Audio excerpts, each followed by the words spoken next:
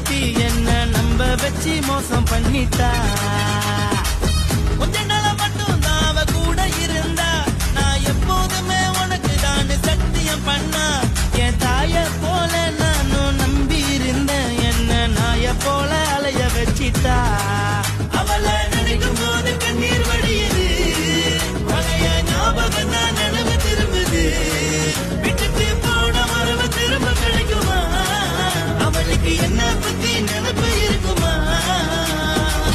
ஊரெல்லாம் கம்ப்ளைண்ட் பண்ணுது, என்ன பத்தி குரலி பேசுது. மிஞ்சிருந்த மானமும் போச்சுடி, பதில் சொல்லுடி.